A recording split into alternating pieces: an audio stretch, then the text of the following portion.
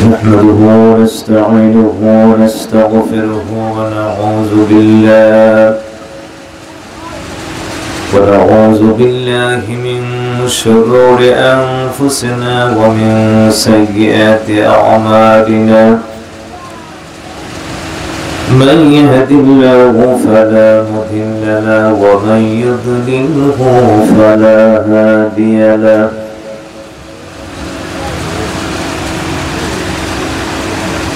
ونشهد أن لا إله إلا الله وحده لا شريك له.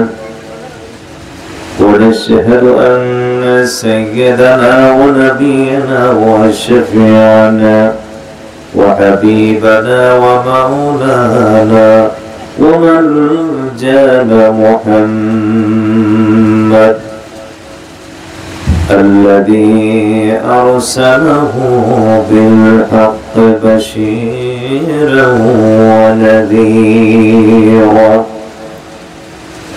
وداعيا إلى الله بإذنه وسراجا منيرا وعلى آله وصحبه وأهل بيته وذريته وعلماء أهل سنته أجمعين. সবাই আমার সাথে পড়ুন না আউযু বিল্লাহি মিনাশ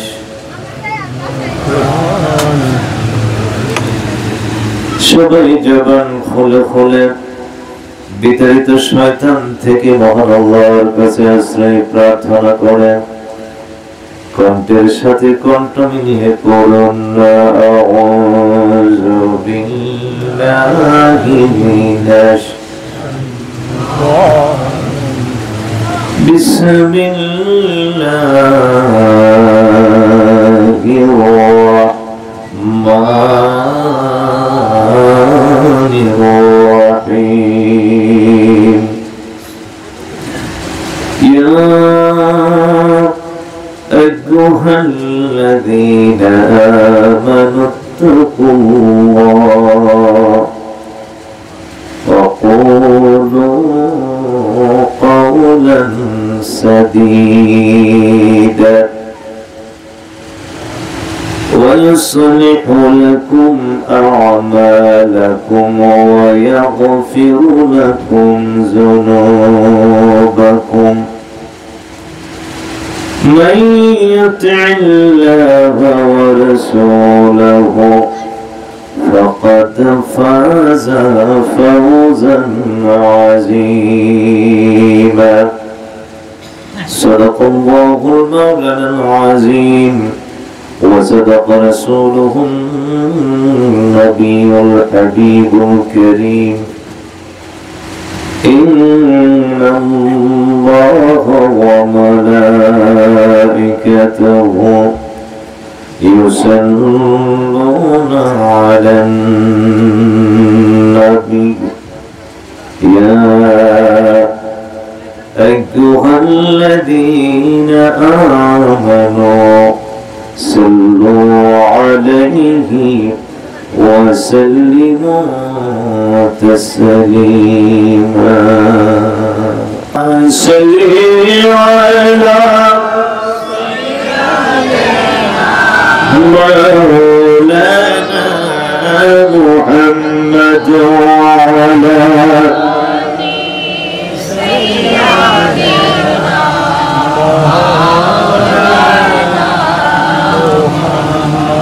প্রেম গুণে জলে মরি ওগো প্রভু রব্বানা যাহার প্রেমে পাগল আমি তিনি সোনার মদিনা। আল্লাহ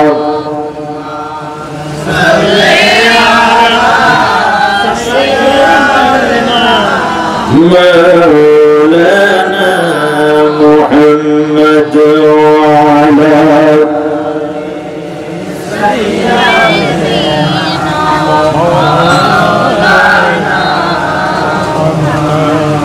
লক্ষ কোটি সালাম জানাই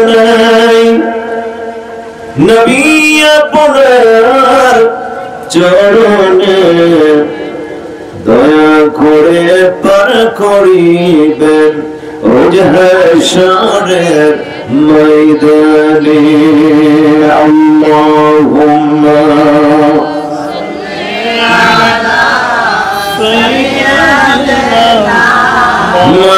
مولانا محمد وعلى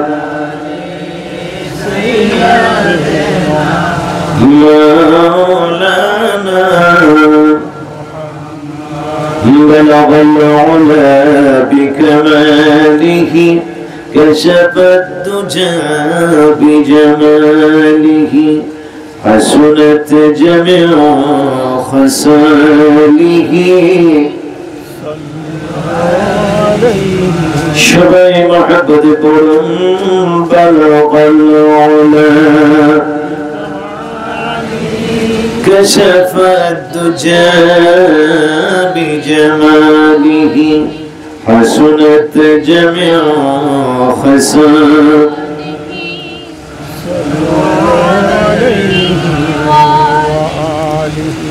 सूरत यूसुफ बेदारी हकमत लुक़मान क़ारी क़ुरआन बारी क़ारी क़ुरआन बारी आई दिल शाद मान बलगल उला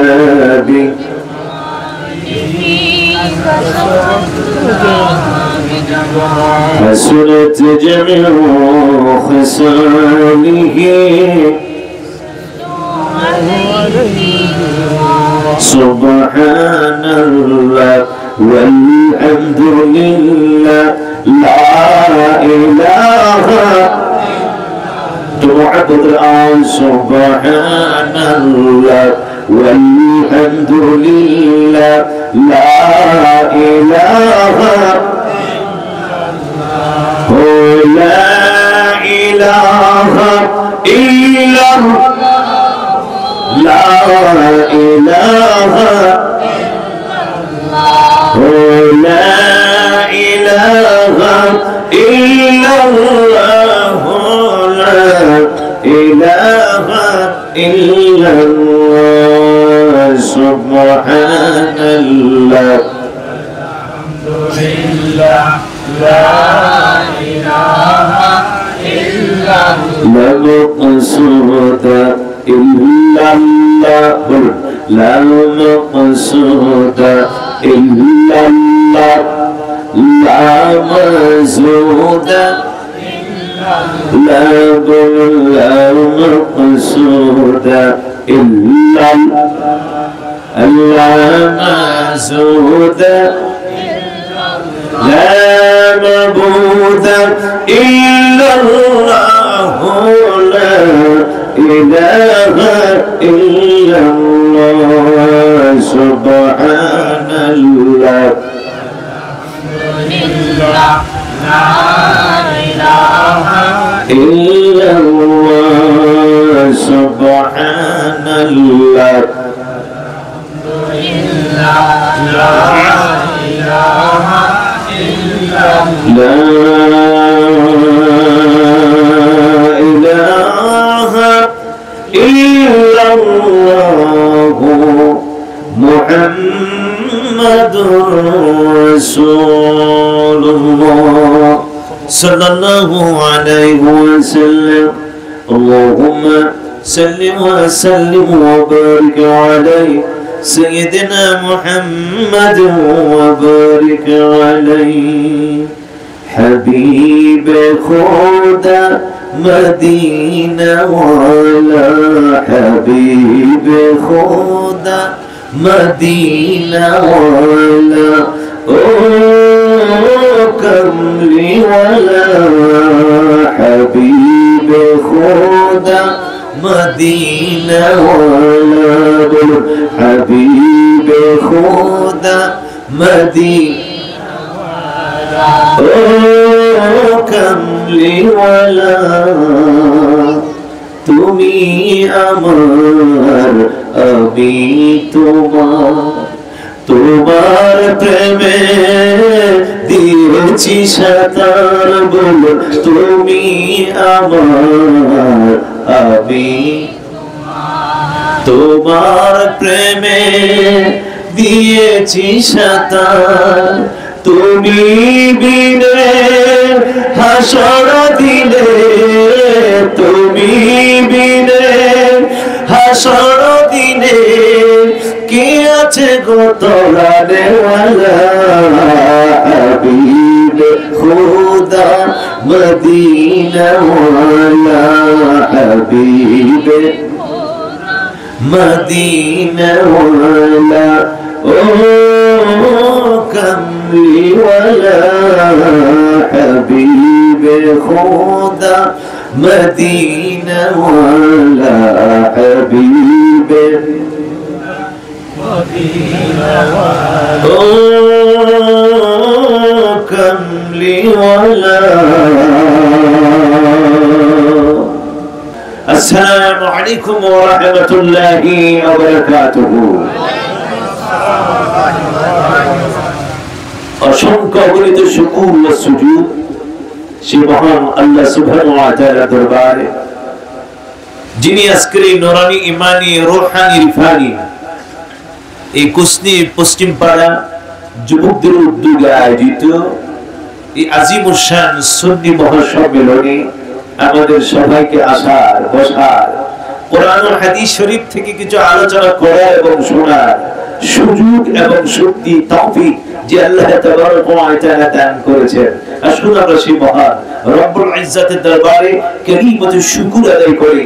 আমরা সবাই বলি আলহামদুলিল্লাহ। আর একটু মহব্বতের সুরে বলি আলহামদুলিল্লাহ। শুকর আদায় করলাম কার? জোরে বলুন কার? আল্লাহর শুকর আদায় করলে আমার আল্লাহ পাক কি খুশি হন না বেজার হন? আল্লাহ খুশি হলে আমাদের লাভ হয় না লোকসান হয়, গুনাহ হয় না সওয়াব হয়? এবার বলুন তো দেখি, আমরা কি গুনাহ চাই না সওয়াব চাই? একটু আওয়াজ দিয়ে বলুন, গুনাহ চাই না সওয়াব চাই? কে কে গুনাহ চাই একটু হাত তুলি। 1 2 3।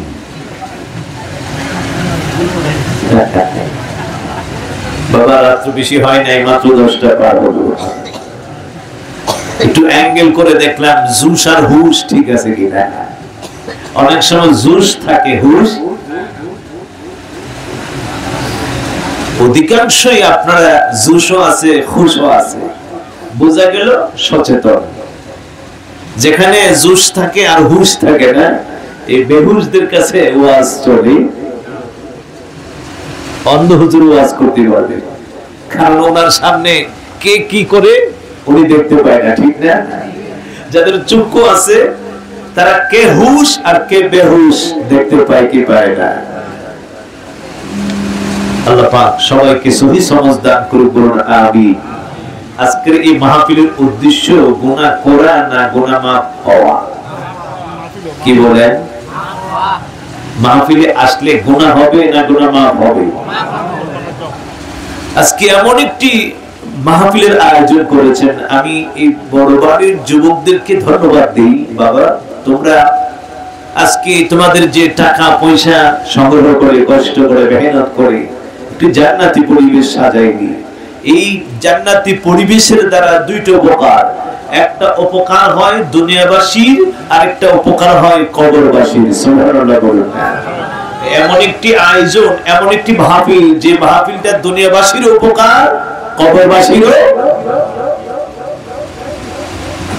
যেমন একটা মাহফিলে আসাতে বসাতে আমরা কি খুশি না বেজার? কে বলেন খুশি না বেজার? আমাদের ভাগ্য ভালো না খারাপ? সবাই তো খুশি, তাহলে বলুন আলহামদুলিল্লাহ। আর একটু জোরে বলুন আলহামদুলিল্লাহ।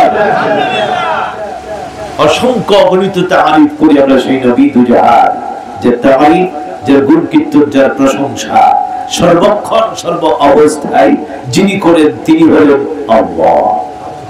আমাদের নবীর প্রশংসা করেন কে? একটু আওয়াজ দিবেন, রাসূলের প্রশংসা করেন কি? আমার নবীকে ইজ্জত দিয়েছেন কে? সম্মান দিয়েছেন কে? মর্যাদা দিয়েছেন কে? নবীদের নবী করেছেন কে? সাহেবুল আওলা করেছেন কে? সাহেবুল মেরাজ করেছেন কে? সাহেবুল কোরআন করেছেন কে? যাকে এত ইজ্জত দিয়েছেন আল্লাহ, তার নামই হলো মুহাম্মাদুর, যার প্রশংসা করে আল্লাহ তিনি হলেন মুহাম্মাদুর রাসূলুল্লাহ সাল্লাল্লাহু তাআলা আলাইহি ওয়াসাল্লাম। বাদ খোদা বুজুর্গ তুই কিসসা মুখতাসার, আল্লাহর পরিচয় আসর, আল্লাহর পরিচয় মর্যাদা, তিনি হলো আপনার নবী, আমার নবী, দুনিয়া ও আখিরাতের বাদশা নবী, আখিরা জান্নাতের মালিক নবী, যিনি নবীদের নবী, সাইয়্যিদুল আম্বিয়া, ইমামুল মুরসালিন, খাতামুন নবিয়্যিন, শফিউল মুজনবিন, রাহাতুল আশিকিন, সিরাজুল মুনীর, শামসুদ দুহা, বদরুদ দুজা, আফতাবে নবুওয়াত, শাহেনশাহ রিসালাত, রাসূল আকরাম, নূর মুজাসসাম, মুহাম্মাদুর রাসূলুল্লাহ সাল্লাল্লাহু তাআলা আলাইহি ওয়াসাল্লাম কে আল্লাহ পাক আমাদের জন্য রাসূল করেছেন। আর বিনা ফরিয়াদে আল্লাহ পাক সেই নবীর উম্মত হওয়ার সুযোগ দিয়েছেন। আসুন নবীর তারিফ করে, মহান আল্লাহর শুকর আদায় করে আমরা সবাই আরেকবার বলি আলহামদুলিল্লাহ। বাবা ভূমিকায় বনিতায় আমি সময় নষ্ট করব না। কোরআনুল কারীম থেকে আমি দুইখানা আয়াত কারিমা তেলাওয়াত করেছি। সম্ভবত সূরাটা সূরা আহজাব, সেই আহজাব থেকে আমি দুই টুকরা আয়াত কারিমা তেলাওয়াত করেছি। তেলাওয়াতকৃত আয়াত কারিমার তরজমা তাফসীর সহ আপনাদেরকে কোরআন থেকে একটা মেসেজ দেওয়ার চেষ্টা করব। ওয়াজ আসার উদ্দেশ্য হলো কিছু শিক্ষা করা, ঠিক না? ওয়াজ মানে কি? ওয়াজ মানে হচ্ছে নসিহত। ওয়াজ মানে কি? ওয়াজ মানে আওয়াজ। আমরা মনে করি ওয়াজ মানে কি? আওয়াজ। ওয়াজ মানে গান, ওয়াজ মানে টান, ওয়াজ মানে নাইস। এটা আমরা মনে করি ওয়াজ। যে হুজুর টান দিতে পারে, যে হুজুর নাইস দিতে পারে, যে হুজুর গান গাইতে পারে, মাশাআল্লাহ আমাদের চোখে উনি একজন বড় হুজুর। বাবা মাইন্ড পরিবর্তন করতে হবে। যে ওয়াজে কোরআন নাই, যে ওয়াজে হাদিস নাই, সেই ওয়াজ সারা জীবন শুনলেও কোনো কাজে আসবে। গান শুনে যদি মনের তৃপ্তি পাইতে চান, তাহলে আলেম ওলামাদেরকে নয়, মমতাজরে নিয়ে আইবেন, গান গাইয়া আপনার মন শান্তি করে দিয়ে দেব, ঠিক না? ওয়াজ মাহফিলই হচ্ছে একটি কথা শিক্ষা করা। যে কথাটা আমরা জানি না, যে কথাটা আমরা বুঝি না, আলেম ওলামাদের দায়িত্ব হলো সেই কথাটা সাধারণ মানুষকে জানায় দেওয়া, ঠিক কিনা? তো আমি নিয়ত করেছি আপনাদেরকে এই কোরআন কারীমের আয়াত থেকে একটা ইম্পর্টেন্ট বিষয় আপনাদের সামনে তুলে ধরবো। যে বিষয়টা হলো আমাদের গুনাহ মাফ কিভাবে হবে আর আমাদের চরিত্রটা কিভাবে সংশোধন হবে। দুইটা বিষয় আমাদের ইম্পর্টেন্ট বিষয়। আমাদের চরিত্র যদি ভালো হয়ে যায়, তাহলে আমাদের আর কোনো চিন্তা আছে? মানুষটা যদি ভালো হয়ে যায়, মানুষের আমল আখলাক, মানুষের ব্যবহার আচরণ যদি ভালো হয়ে যায়, তাহলে এই মানুষটার মতো আর মানুষ আছে? মানুষটার লেবাস ভালো, চেহারা ভালো, পোশাক আদি ভালো, গড় ভারী ভালো, কিন্তু তার ব্যবহার, চেহারার ভালো দ্বারা কি মানুষ ভালো হয়? পোশাকের ভালো দ্বারা কি মানুষ ভালো হয়? গড় বাড়ি সুন্দর দ্বারা কি মানুষ ভালো হয়? টাকা পয়সার দ্বারা কি মানুষ ভালো হয়? ভালো হয় কিসের দ্বারা? ব্যবহারের দ্বারা। ভালো হয় কিসের দ্বারা? ব্যবহারের দ্বারা। ব্যবহারটা কিভাবে ভালো হবে এবং আমাদের গুনাহটা কিভাবে মাফ হবে? আমরা তো অপরাধী, ঠিক না? আমাদের গুনাহ আছে না? মুমিনগণ সবচেয়ে বড় ভয় পায় গুনাহকে। কিসেরকে? গুনাহকে। গুনাহকে গুনাহ আছে, এই জন্য মুমিন আল্লাহকে ভয় পায়। যদি আমাকে আল্লাহ আটকিয়ে ফেলে, একটি গুনার কারণে আল্লাহ পাক আটকিয়ে ফেললে আমার আল্লাহর দরবার থেকে ছাড় পাওয়ার আমার কোনো ব্যবস্থা। একটি গুনাহ, বেশি গুনাহ নয়, একটি গুনার কারণে যদি তিনি আটকায়। শয়তান কি বেশি গুনাহ করছিল না একটা গুনাহ? কয়টা গুনাহ? একটা গুনাহ করছিল। একটা গুনার কারণে কয় লক্ষ বৎসরের ইবাদত বরবাদ, 9 লক্ষ বৎসরের ইবাদত কি হয়ে গেল? মাত্র গুনাহ কয়টা? মাত্র গুনাহ। আবার তার যদি দোয়া হয়, তার যদি মায়া হয়, ইবাদত বেশি লাগে না। যদি একটাই আল্লাহর দরবারে কবুল হয়ে যায়, একটা দ্বারা তোমার সারা জীবনের গুনাহ আমার আল্লাহ পাক কি করতে পারে? মাফ করে দিতে পারে। সুবহানাল্লাহ বলেন। মুসা আলাইহিস সালাম আল্লাহর কাছে হঠাৎ করে একদিন আরজি করলো, ইয়া রাব, হে আমার আল্লাহ, তোমার কাছে আমার একটা আরজি, আমার একটা মনের তামান্না, আমার একটা মনের ইচ্ছা। আমার আল্লাহ বলেন, মুসা রে, তোর কি মনের ইচ্ছা, তোর কি মনের আশা? আল্লাহর নবী মুসা পয়গম্বর আমার আল্লাহকে ডাক দিয়ে বলেন, আল্লাহ, আমার মনের তামান্না, আমার মনের আশা, আমার মনের আকাঙ্ক্ষা একটা বিষয়। আমার আল্লাহ বলেন, মুসা রে, ও মুসা, তোর কি আশা, তোর কি আকাঙ্ক্ষা, তুই কি চাস রে মুসা, তুই আমার কাছে খুলে বল। মুসা পয়গম্বর আমার আল্লাহকে ডাক দিয়ে কয়, আল্লাহ, ও আল্লাহ, আজকে হঠাৎ করে আমার ভিতরে জল্পনা, আমার ভিতরে কল্পনা, আমার জানার একটা বিষয় আল্লাহ, তোমার কাছে বলি, মাওলা, আমার মনের আকাঙ্ক্ষা তুমি পূর্ণ করো। আল্লাহ বলেন, মুসা রে, তুই আমার কাছে যা চাবি, আমি তোর মনের আশা আকাঙ্ক্ষা পূর্ণ করে দিব। মুসা পয়গম্বর বললেন, আল্লাহ, যদি আমার মনের আশা আকাঙ্ক্ষা পূর্ণ করো, তাহলে আমার ইচ্ছা হলো, ও আল্লাহ, তোমার এই সৃষ্টির মাঝে, তোমার এই বান্দাগুলোর মাঝে কোন বান্দাটা সবচেয়ে বড় গুনাহগার, কোন বান্দাটা সবচেয়ে বড় খারাপ, কোন বান্দাটা সবচেয়ে বড় পাপী, আল্লাহ, ওই বান্দাটাকে আমি এক নজরে দেখতে আমার মনে চায়। আল্লাহ, তুমি কি আমাকে তোমার সেই গুনাহগার বান্দাকে এক নজরে দেখাইয়া দিবা? দেখানোর ক্ষমতা আমার আল্লাহর আছে কি নাই? আমরা কে বেশি গুনাহ করি আর কে কে কম গুনাহ করি আমার আল্লাহ জানে কি জানে না? নেককার বেশি আমার আল্লাহ জানে কি জানে না? দুনিয়ার কোন মানুষ যদিও না জানে, পৃথিবীর কোন মানুষ যদিও না জানে আমি কত বড় ভালো মানুষ, আমার আল্লাহ জানে। দুনিয়ার কোন মানুষ যদিও না জানে আমি কত বড় গুনাহগার, আমি কত বড় পাপী, দুনিয়ার কোন মানুষ না জানলো জানে কে? কে জানে? আল্লাহ। জোরে বলুন, কে জানে? আল্লাহ। লেবাস আমার ভালো থাকতে পারে, কথা আমার ভালো থাকতে পারে, আমি মানুষের সামনে ভালো ভাব দেখাইতে পারি, কিন্তু যতই আমি ভাব ধরি না কেন, যদিও আমি ভালো লেবাস পরি না কেন, যদিও মক্কার ঘরের সাইডে বাইরে ঘুরি না কেন, আমার অন্তরে কি আছে দুনিয়ার কোন মানুষ না জানলো কে জানে? মুসা পয়গম্বর বলেন, আল্লাহ, হঠাৎ করে আমার জানার একটা ইচ্ছা জাগলো, আমার জানার বড় একটা তামান্না জাগলো। আল্লাহ, দুনিয়ার মধ্যে সবচেয়ে নিকৃষ্ট পাপী বান্দাটা কে, তারে এক নজর আমি দেখতে চাই। জোরে বলুন সুবহানাল্লাহ। আমার আল্লাহ বলেন, মুসা রে, তুমি এই পাপী বান্দাকে দেখতে চাও? ঠিক আছে, আমি আজকে তোমাকে ব্যবস্থা করে দিচ্ছি। আমার আল্লাহ পুলিশ, র্যাব, আর্মি, বিডিআর, আমার আল্লাহ পাকের বিশেষ ফৌজ পাঠাইয়া আসামি ধরতে হয় না। কে কত বড় আসামি, কে কোন জায়গায় আছে, কি কি গুনাহ করে, এটা আমার আল্লাহ জানে কি জানে না? আমার আল্লাহ বলেন, মুসা, গুনাহগার দেখতে চাও? জি, আমি আল্লাহ গুনাহগার দেখতে চাই।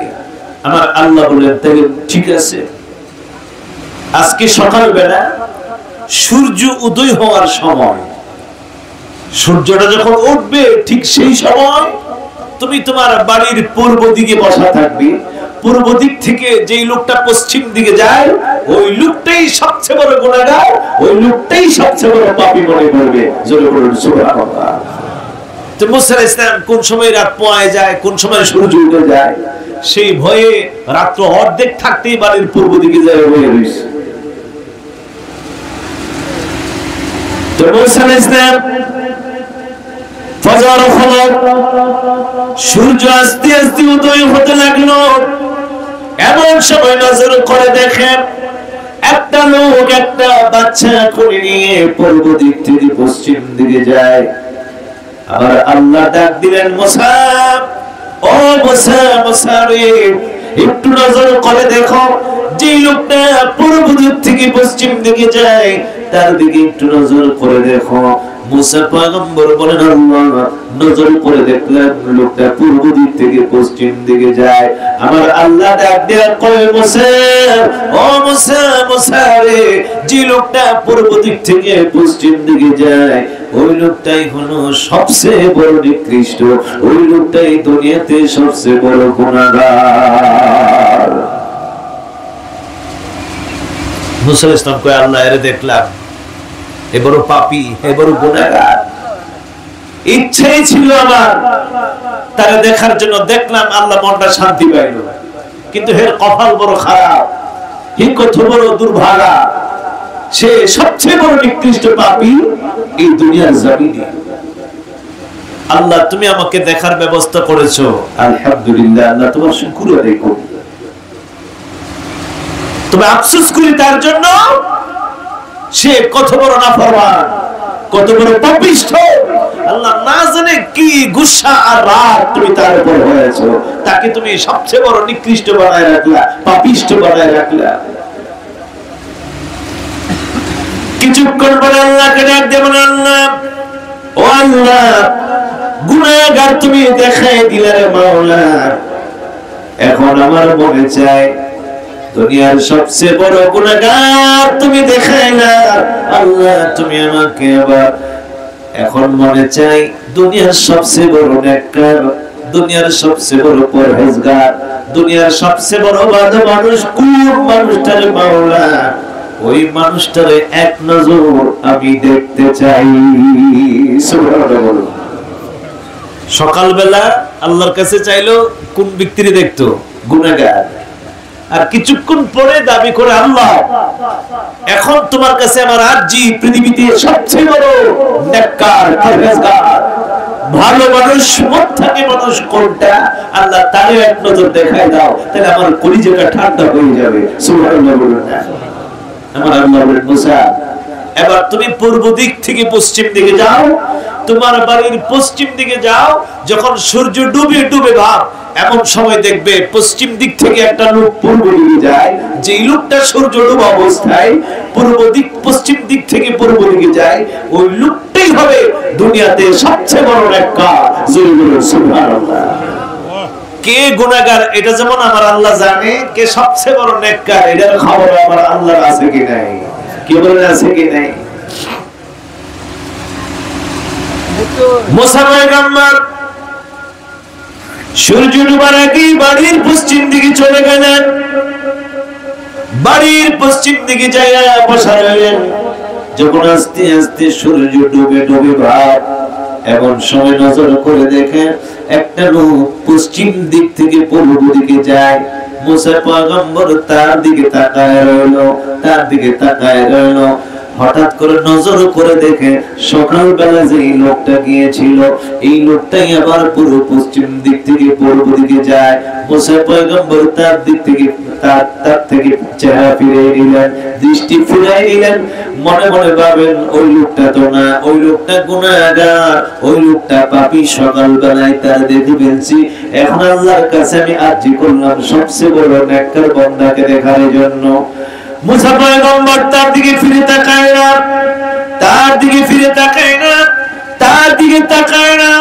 আমার আল্লাহ ডাক দেয়া কয়, মুসা, ও মুসা, মুসা রে, ও মুসা, আমার নেককার বান্দা, আমার প্রিয় বান্দা, আমার পরহেজগার বান্দা, তোমার নিকট দিয়ে চলে যাই, তুমি মুসা কেন তারে নজর করো না? মুসা নবী ডাক দেয়া কয়, আল্লাহ, ও আল্লাহ, একটাই মানুষ আমি দেখতে পাই, দুসরা কোন মানুষ আমার নজরে পড়ে নাই। আল্লাহ, যে লোকটা আমি সকালবেলা দেখেছিলাম, যাকে তুমি নিকৃষ্ট বলেছো, যাকে তুমি পাপিষ্ট বলেছো, যাকে সবচেয়ে বড় গুনাহগার বলেছো মাওলা, ওই লোকটাই আবার যাচ্ছে। তার দেখে আমি কি করব? তার তো দেখেই ফেলছি। রব্বুল আলামিন, ও আমার দয়াময় আল্লাহ, আমি তো তোমার কাছে আরজি করেছি নেককার বান্দা দেখার জন্য। আমি তো আরজি করেছি সবচেয়ে বড় তোমার প্রিয় বান্দাকে দেখার জন্য। আমার আল্লাহ ডাকতে কয়, মুসা, ও মুসা, মুসা রে, তুমি তারে চিনো না, তুমি তারে জানো না, আমি তোমার কেমন রব তুমি তাও বুঝতে পারো না। মুসা রে, যে মানুষটা সকালবেলা তুমি দেখেছো গুনাহগার, ওই মানুষটাই এখন আমার কাছে সবচেয়ে বড় প্রিয়।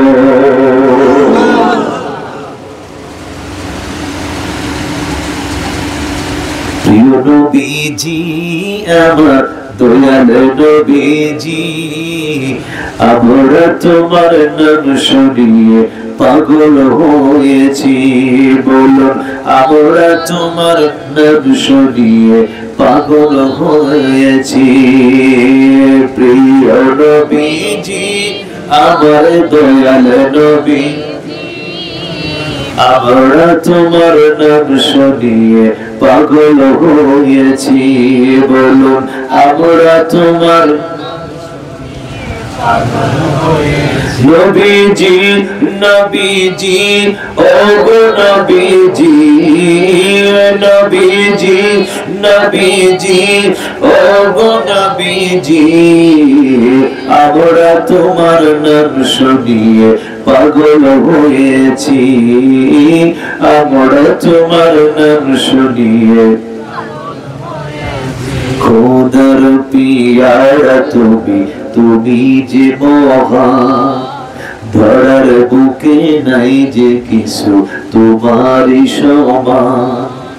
খোদার পিয়ারা তুমি, তুমি যে মহান, ধরার মাঝে নাই যে কিছু তোমারই সমান। তুমি শ্রেষ্ঠ, তুমি মূল, আমরা জেনেছি। আমরা তোমার নাম শুনিয়ে পাগল হয়েছি। বলুন, আমরা তোমার বন্ধুগণ আমার, আমার আল্লাহ ডাক দেয়া কয়, মুসা, ও মুসা, মুসা রে, সকালবেলা যে লোকটাকে তুমি পাপী জানলা, যে লোকটাকে সবচেয়ে বড় গুনাহগার মনে করেছো, সবচেয়ে বড় নিকৃষ্ট জেনেছো মুসা, এই লোকটাই সবচেয়ে বড় উৎকৃষ্ট, এই লোকটাই এখন আমার সবচেয়ে বড় প্রিয়। মুসা পয়গম্বর বলেন, আল্লাহ, ও মাওলা, তোমার কথা আমি কিছুই বুঝতে পারলাম না।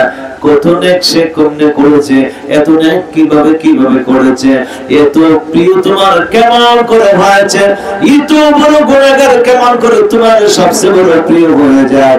আমার আল্লাহ বলেন, মুসা রে, ও মুসা, সকালবেলা সে বনে গেল কাঠ সংগ্রহ করার জন্য, লাকড়ি সংগ্রহ করার জন্য।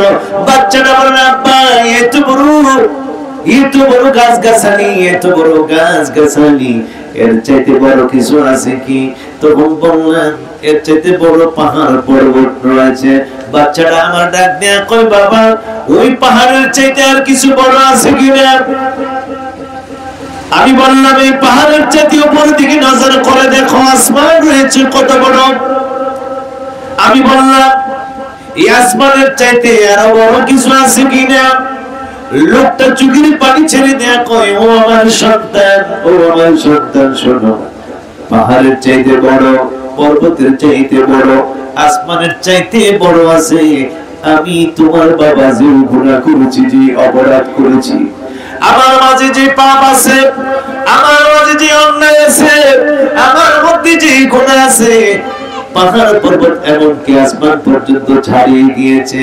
আমি এত বড় পাপী, আমি এত বড় গুনাহগার, আসমানের চাইতে বড় হয়ে যাবে আমার গুনাহগুলো। বাচ্চাটা ডাক দিয়ে কই, বাবা, ও বাবা, যদি আসমানের চাইতে বড় তোমার গুনাহ হয়, তোমার গুনার চাইতে বড় আর কিছু আছে কিনা? লোকটা চোখের পানি ছেড়ে দিয়া কয়, ও আমার সন্তান, সন্তান রে, শোনো শোনো, আমার গুনার চাইতে বড় আরেকটা জিনিস আছে, ওই জিনিসটা হলো আমার আল্লাহর রহমত। সুবহানাল্লাহ বলো। আমার গুনার চাইতে বড় আমার আল্লাহর দয়া।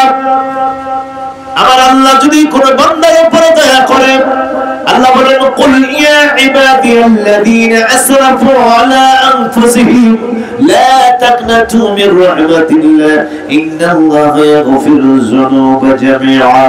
আবার আল্লাহ ঘোষণা দিলেন, হাবিব আপনার খাতিরে আপনি আপনার উম্মতদেরকে বলে দিন, আপনার কারণে আপনার জন্য আপনার উম্মত যত বড় গুনাহ করবে, যত বড় অন্যায় করবে, যত বড় অপরাধ করবে, নিজের উপর নিজেরা জুলুম করবে, নিজের উপর নিজেরা অত্যাচার করে ফেলবে, গুনাহগুলো নিয়ে যদি আমি আল্লাহর রহমতের দরবারে হাজির হয়ে যায়, আমি আল্লাহর রহমত থেকে যদি তারা নারাজ না হয়, হাবিব আপনি ঘোষণা দিন, ইন্নাল্লাহা ইয়াগফিরুয যুনুবা জামিআ, তারা যদি আমার রহমতের কামনা করে, তাহলে আমি আল্লাহ তার জীবনের সব গুনাহ মাফ করে দিব। ওই গুনাহগার বান্দা ডাক দেয়া কয়, সন্তান, সন্তানি, এই আসমানের চাইতে বড় হলো আমার গুনাহ, আর আমার গুনার চাইতে বড় হলো আমার আল্লাহর দয়া, আমার আল্লাহর মায়া, আমার আল্লাহর রহমত। এবার সন্তানটা ডাক দিয়া কয়, বাবা, ও বাবা, তোমার মাওলার যদি এত বড় দয়া থাকে, তোমার আল্লাহর যদি এত বড় রহমত থাকে, তাহলে তুমি যে এই গুনাহগুলো করেছো, তোমার আল্লাহর রহমতের দ্বারা তোমার গুনাহগুলো কি তোমার আল্লাহ মাফ করতে পারে না? লোকটা চোখের পানি ছেড়ে দেয়া কয়, আমার সন্তান, আমার আল্লাহ মাফ করার ক্ষমতা আছে, আমার আল্লাহর মাফ করার অধিকার আছে, কিন্তু আমি গুনাহগার কেন আল্লাহ মাফ করবে না কেন? আমি গুনাহ মাফের জন্য তার কাছে চাওয়ার সাহস পাই না। এত বড় অপরাধী, এত বড় গুনাহগার, গুনাহ করে অন্যায় করে তার কাছে মাফ চাওয়ার সাহস আমি পাই না। বাচ্চাটা ডাক দিয়ে কয়, বাবু, ও বাবু, আমার বাবা তোমাকে এত বড় মনে করে, আমার বাবা তোমাকে এত বড় দয়াবান মনে করে, তোমাকে এত বড় মেহেরবান মনে করে রে মাওলা, তোমার দয়ার খাতিরে আমার আব্বাকে তুমি কি মাফ করতে পারে না? বাচ্চাটা ডাক দিতে দেরি হয়, উপর থেকে আওয়াজ আসতে দেরি হলো না, আমার আল্লাহর তরফ থেকে আওয়াজ আসলো, যা যা যা, যে আমাকে এত বড় মনে করে, যে আমার কাছে নিজেকে এত বড় ছোট মনে করে, আর আমি রবকে এত বড় মেহেরবান মনে করি, আমি আল্লাহ তার গুনাহ রাখলাম না, আমি আল্লাহ তার সব গুনাহ মাফ করে দিলাম। গফুরুর রহিম নাম তোমার আল্লাহ, আল্লাহ আল্লাহ রহমানুর রহিম,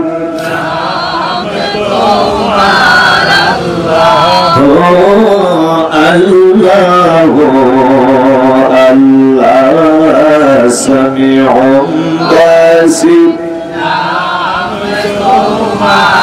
আল্লাহ আল্লাহ আমি বান্দা গুনাহগার, ডাকি মাওলা বার বার আমার আল্লাহ, ও আল্লাহ আল্লাহ রহমানুর রহিম, আল্লাহ ও আল্লাহ আল্লাহ রহমানুর রহিম,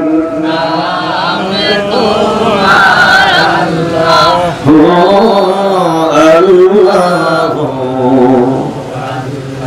ও আমার বাবারা, সবচেয়ে বড় গুনাহগারকে, সবচেয়ে বড় পাপী বান্দাকে যদি আমার আল্লাহ একটি কথার কারণে ক্ষমা করতে পারে, প্রিয় বানাইতে পারে।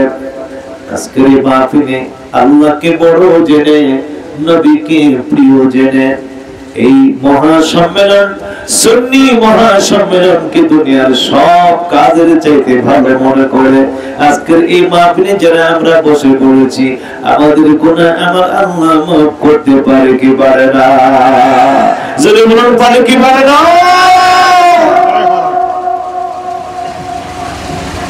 আমার আল্লাহ বলেন, বান্দারে তোর আমলটা আমি আল্লাহ সংশোধন করব আর গুনাহগুলো মাফ করব। দুইটা পুরস্কার তোরে দিব, দুইটার বিনিময়ে, দুইটা পুরস্কার তোকে দিব, দুইটার বিনিময়ে আমল সুন্দর করব আর গুনাহ মাফ করব। দুইটা বিনিময়ে তুই দুইটা জিনিস করবি। আবার আল্লাহ কোরআনুল কারীমে বলেন, সবাই পড়ুন, আউযু বিল্লাহি মিনাশ শাইতানির রাজীম, বিসমিল্লাহির রাহমানির রাহিম। ইয়া আইয়ুহাল্লাযীনা আমানু তাকুল্লাহা وقولوا قولا سديدا। الله أكبر। আল্লাহ বলেন, ও ঈমানদারেরা, চরিত্র যদি সংশোধন করতে চাও, আমলটা যদি ভালো করতে চাও, কর্মটা যদি তুমি ভালো করতে চাও, এক নম্বর দায়িত্ব হলো তুমি তোমার আল্লাহকে ভয় করতে হবে। কাকে? জোরে বলুন, কাকে? আল্লাহকে। কেন আমরা চুরি করি? কেন আমরা ঘুষ খাই? কেন আমরা সুদ খাই? কেন আমরা মিথ্যা কথা বলি? কারণ হলো একটা, যাদের অন্তরে আল্লাহর ভয় নেই তারা গুনাহ করতে কোনো চিন্তা করে না, ঠিক কিনা? কোন ব্যক্তি যদি গৃহস্থকে ভয় পায়, ওই বাড়িতে যায় কোন চোর চুরি করতে পারে? কোন সময় চুরি করে? যখন গৃহস্থির ভয় তার ভিতরে। ডাকাতি তখন করে, কেউ আমাকে ধরতে পারবে না, ধরলেও কিছু করতে পারবে না, আমার কাছে অস্ত্র আছে। যখন নিজের ভিতরে এই ধরনের সাহস ঢুকে যায়, তখন তার ভিতর থেকে ভয় দূর হয়ে যায়। আমার আল্লাহ বলেন, বান্দারে তোর চরিত্র ভালো হয়ে যাবে, তোর আমল ভালো হয়ে যাবে। এক নম্বর মেডিসিন তোর ভিতরে থাকতে হবে, ওই মেডিসিনটা হলো আমার আল্লাহর ভয়। কার ভয়? যেরকম কার ভয়? যার ভিতরে আল্লাহর ভয় যত বেশি, আমার আল্লাহ বলেন সে তত দামি, সে তত বড় সম্মানী। সুবহানাল্লাহ বলুন। ইন্না আকরামাকুম ইনদাল্লাহি আতকাকুম। টাকাওয়ালা দামি নয়, পয়সাওয়ালা দামি নয়, জমির মালিক দামি নয়, মেম্বার হলে দামি নয়, চেয়ারম্যান হলে দামি নয়, এমপি হলে দামি নয়, মন্ত্রী হলে দামি নয়। আমার আল্লাহ বলেন, আমি আল্লাহর কাছে দামি কি? আমি আল্লাহর কাছে সম্মানী কে? শোনো, ইন্না আকরামাকুম ইনদাল্লাহি আতকাকুম।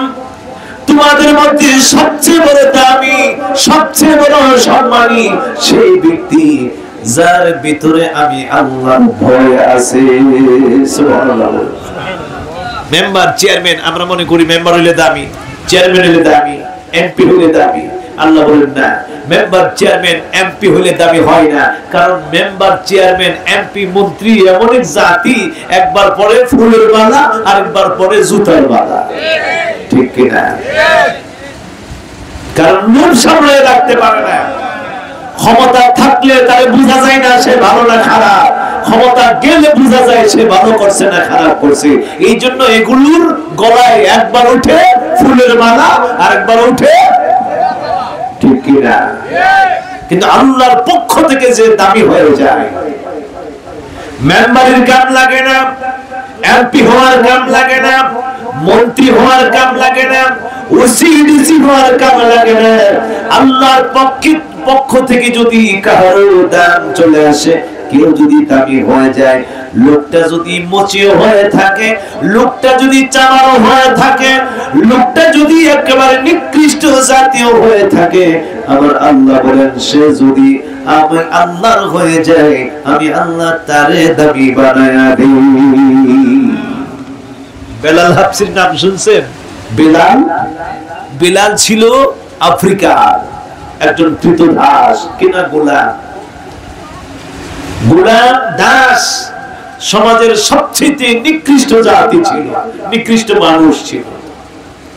আমার আল্লাহ বলেন বেলাল দাস হতে পারে, কৃতদাস হতে পারে, কালো হতে পারে, আফ্রিকার হইতে পারে, বংশকুল না থাকতে পারে, অর্থ সম্পদ না থাকতে পারে, কিন্তু তার ভিতরে ছিল আল্লাহ রাসূলের ভালোবাসা, তার ভিতরে ছিল তাকওয়া।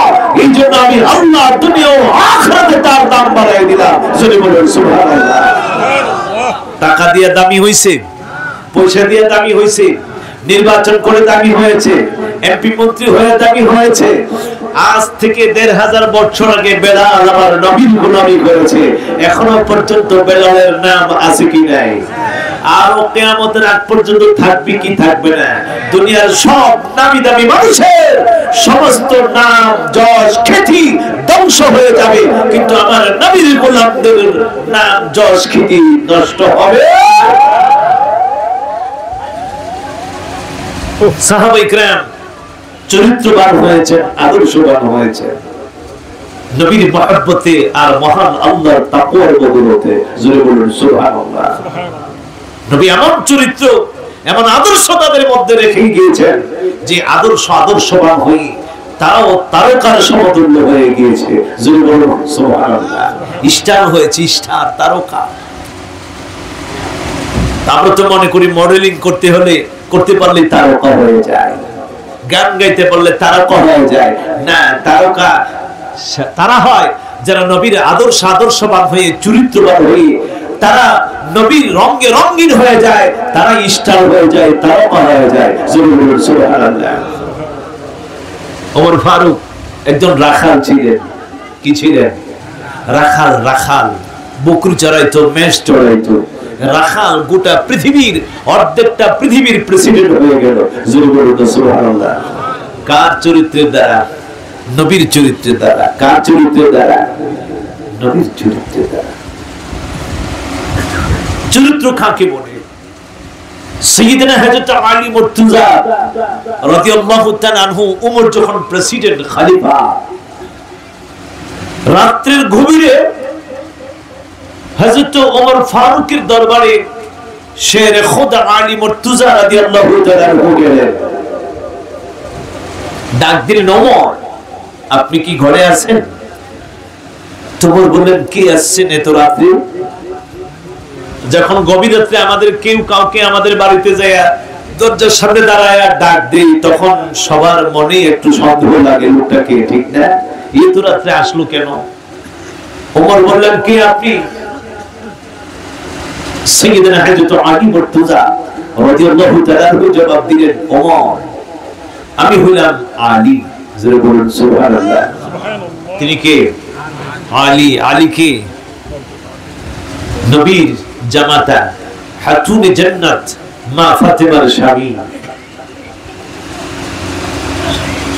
ইসলামের চতুর্থ খলিফা, আসাদুল্লাহিল গালিব, যাকে আমার নবীজি আসাদুল্লাহ, আল্লাহর সিংহ বলে লকব দিয়েছেন, তিনি হলেন শের খোদা আলী মুর্তজা। জোরে বলুন সুবহানাল্লাহ।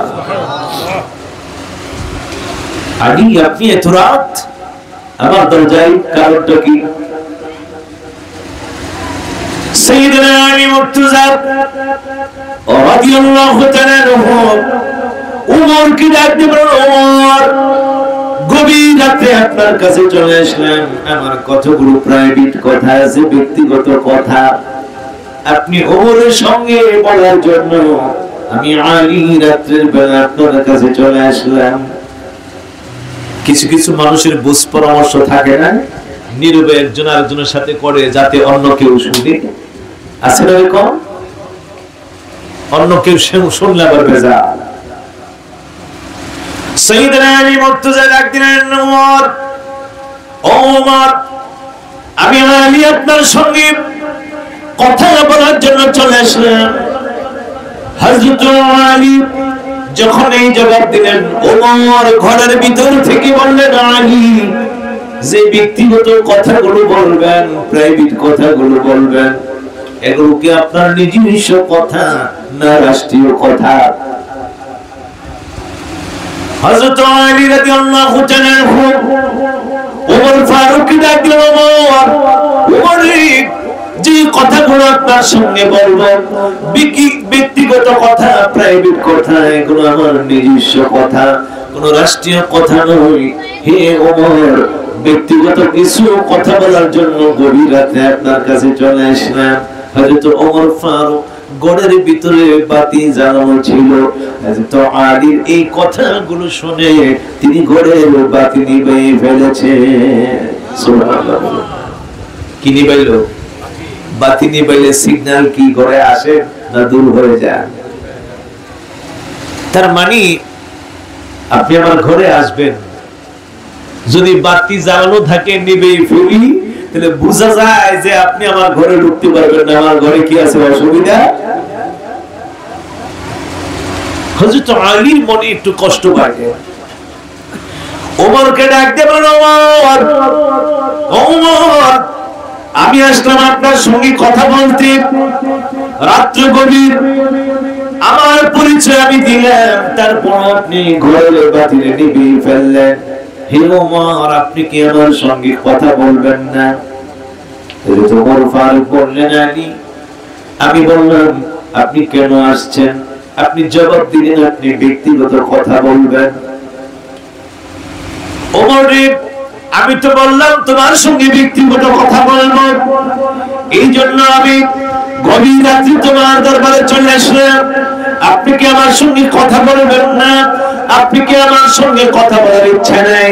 এরি ওমর, তুমি ভুলে যাও না আমার পরিচয়, তুমি ভুলে যাও না আমি কে। আমি হইলাম হাসান আর হুসাইন, জান্নাতের কোটি কোটি যুবকদের সরদার। হাসান আর হুসাইনের আব্বা, আবার নাম আলী। আমি হইলাম সেই ব্যক্তি, জান্নাতের কোটি কোটি নারীদের সরদারিনী, খাতুনে জান্নাত ফাতেমা রাদিয়াল্লাহু তাআলা আনহার স্বামী।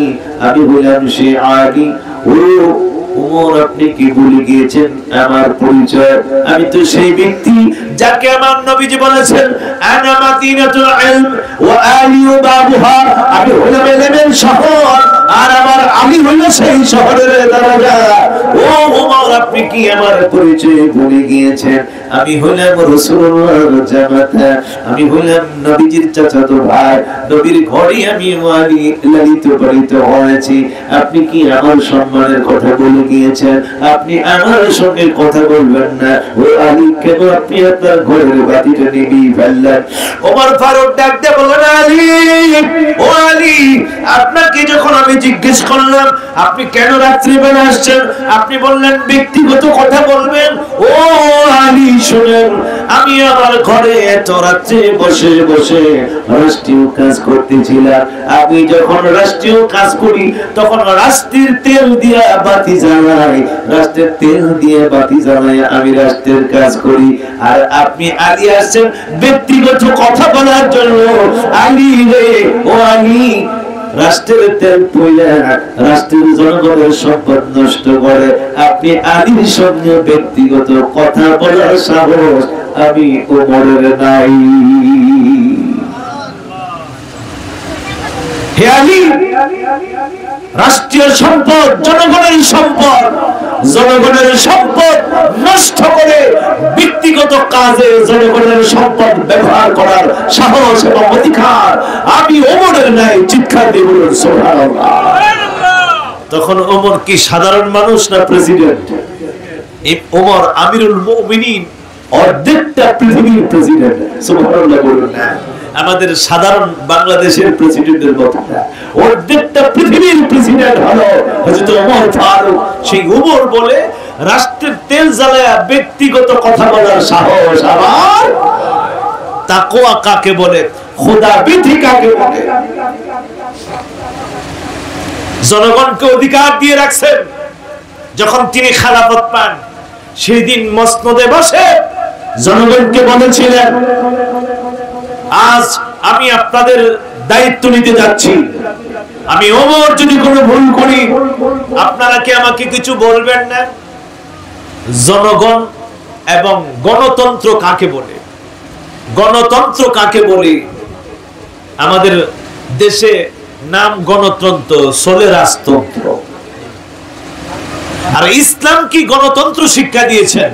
হযরত ওমর ফারুক মসনদে বসে বলেন, আমি যদি কোনো ভুল করি আপনারা কি কেউ কিছু বলবেন না?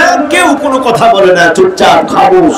কারণ ওমরের ভয় সবার ভিতরে আছে, না জানি কি করে একবার, দুইবার, তিনবার কেউ দাঁড়ায় না।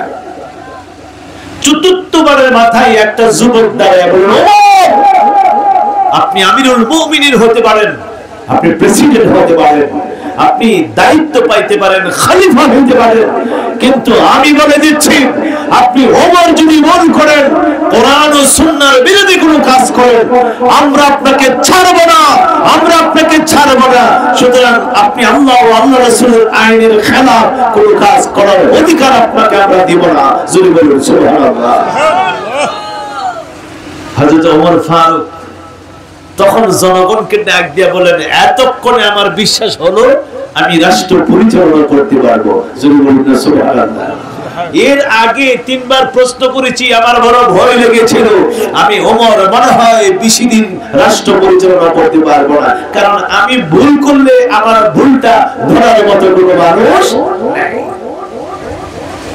আর আজকে আমাদের ভুল ধরলে আমাদের নেতা কর্মীরা খুশি হয় না, বেজার হয়? হ্যাঁ, ভুল ধরলে খুশি হয়, বেজার হয়। শুধু বেজার না, দুনিয়া থেকে উঠাই দেওয়ার চেষ্টা করে, ঠিক না? মামলা হামলা কাকে বলে? আমার বিরুদ্ধে কথা বলছস, আমি এত বড় ক্ষমতাধর, আমি এত বড় শক্তিশালী নেতা, আমার বিরুদ্ধে কথা বলেছ, তোমার এই পৃথিবীতে থাকার অধিকার? কত খুন, কত গুম, কত মামলা হামলা জনগণের উপর আছে কি নাই? হক কথা মানুষ বলতে পারে না, কিছু নেতা কর্মীর ভয়ে, ঠিক কিনা?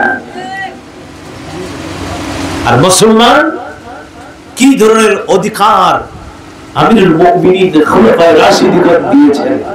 ছিলেন তাকওয়া কাকে বলে? হযরত ওমর ফারুক তাকওয়াবান হয়েছেন, এইজন্য আমার আল্লাহ সম্মান বাড়াইছে না কমাইছে? কি বলেন, বাড়াইছে না কমাইছে? এইজন্য তাকওয়াবান হয়ে যান, আল্লাহর ভয় অন্তরে ঢুকান। আমার আল্লাহ বলেন, ইয়া আইয়ুহাল্লাযিনা আমানুত্তাকুল্লাহ ওয়া কুলু কাওলান সাদীদা। দুইটা কাজ করো, একটা আল্লাহকে ভয় পাও আর সত্য কথার মধ্যে নিজেকে রাখো, তাহলে মর্যাদা বাড়াই দিবে কে? গুনাহ মাফ করবে কে? জোরে বলুন, গুনাহ মাফ করবে কে? আমার আল্লাহ বলেন, এই দুইটা কাজ যদি তুমি করতে পারো, আল্লাহকে যদি তুমি ভয় পাইতে পারো আর সত্য কথার উপর যদি অটল থাকতে পারো, তাহলে আমার আল্লাহ তোমার চরিত্রকে সংশোধন করে দিবে। জোরে বলুন সুবহানাল্লাহ। 3 নম্বর ফয়সালা আমার আল্লাহ পাক দেয়, তুমি চূড়ান্ত বিজয় কিভাবে লাভ করবে? আমার আল্লাহ বলেন, মাইয়ুতিল্লাহা ওয়া রাসূলুহু ফাকাদ ফাযা ফাওজান আযীমা। ও মুমিনগণ, চিরস্থায়ী যদি জান্নাতি হতে চাও, চূড়ান্ত সফলতা যদি তুমি অর্জন করতে চাও, তুমি যদি আমার নবীর ইত্তেবা করো, আমার রাসূলকে অনুসরণ করো, আমার নবীকে তুমি যদি ফলো করো, আমার নবীর পথটা যদি তুমি ধরে রাখো, আমার আল্লাহ ফাকাদ ফাযা ফাওজান আযীমা, আমি আল্লাহ চূড়ান্ত সফলতা তোমাকে দান করব। চূড়ান্ত সফলতা একমাত্র আমার নবীর আদর্শের মধ্যে। জোরে বলুন, কার আদর্শে? আর একটু জোরে বলুন, কার আদর্শে? আমার নবীর আদর্শ যদি কোনো যুবকের মধ্যে চলে আসে, আমার নবীর আদর্শ যদি কোনো মানুষের মধ্যে চলে আসে, সেই মানুষটা যেই হোক না কেন তার দাম বাড়াই দিবে কে?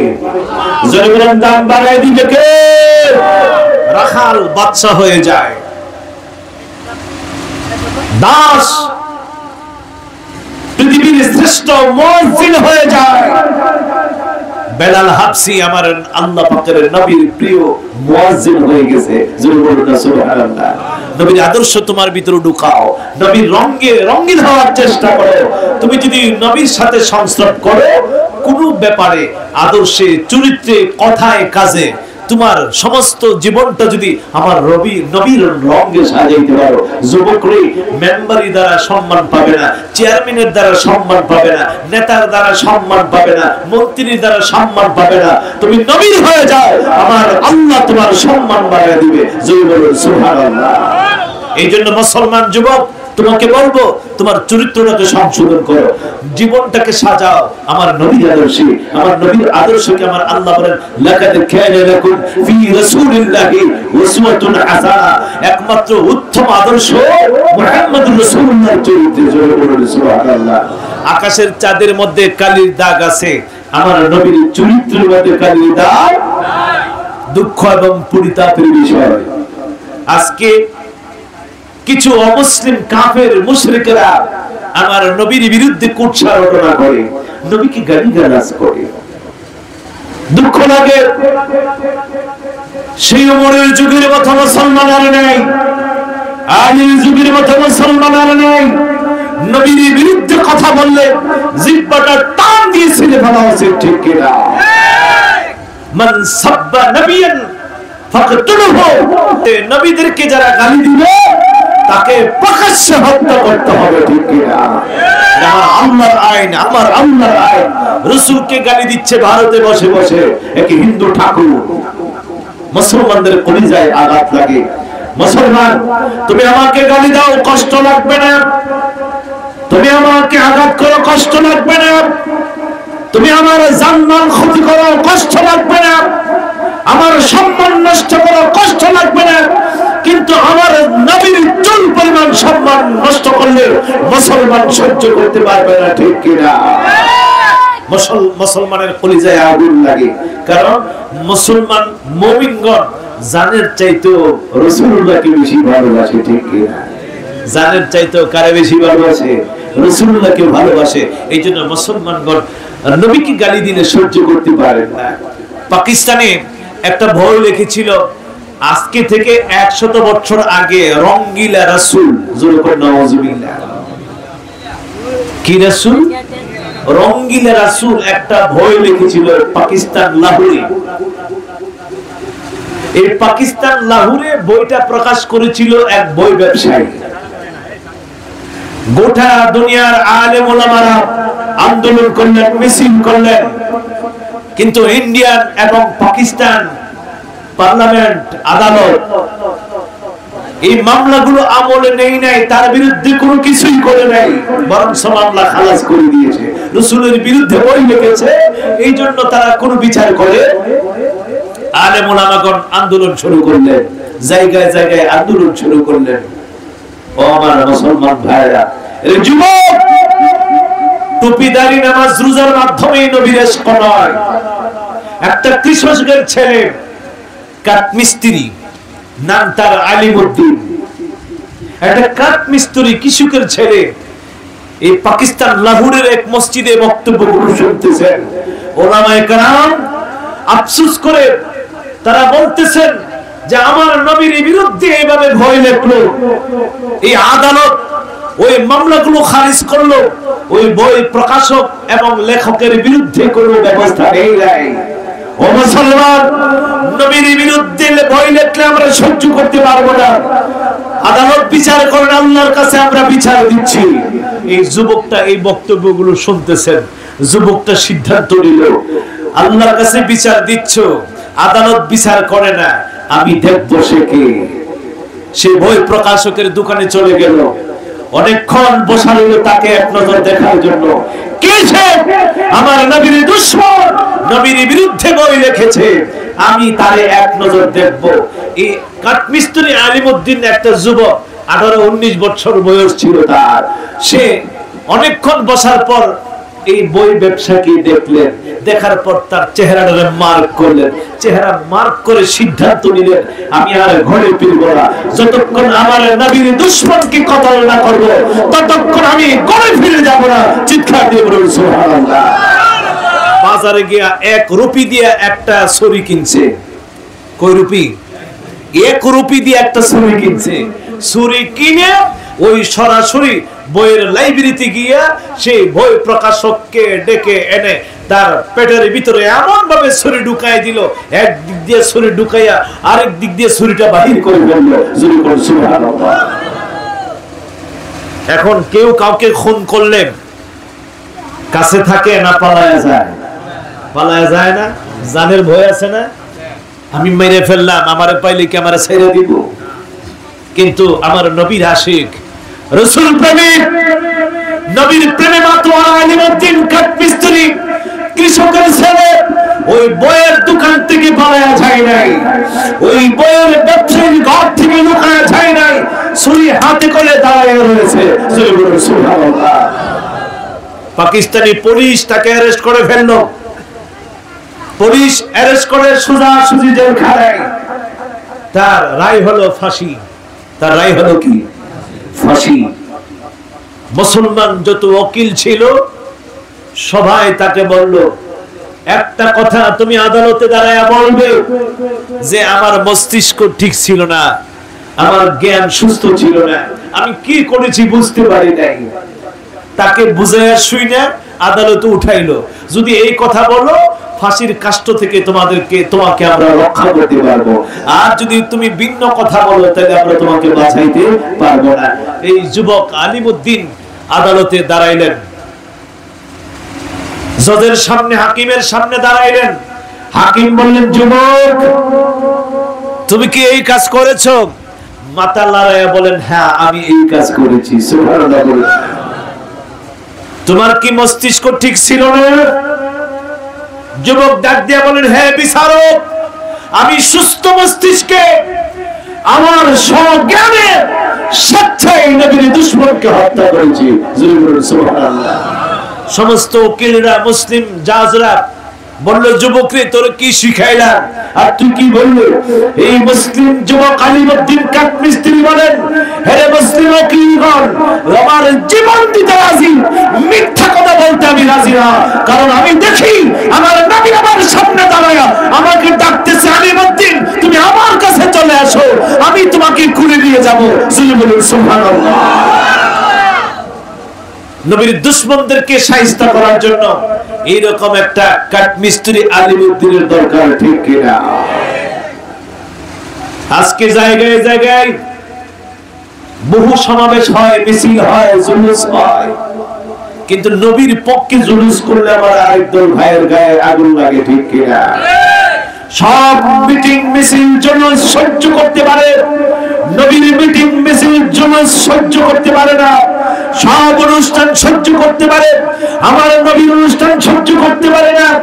সব অনুষ্ঠান প্রোগ্রাম করতে পারে, মিলাদুন নবীর অনুষ্ঠান প্রোগ্রাম করলে তাদের গায়ে আগুন লাগে, ঠিক কিনা?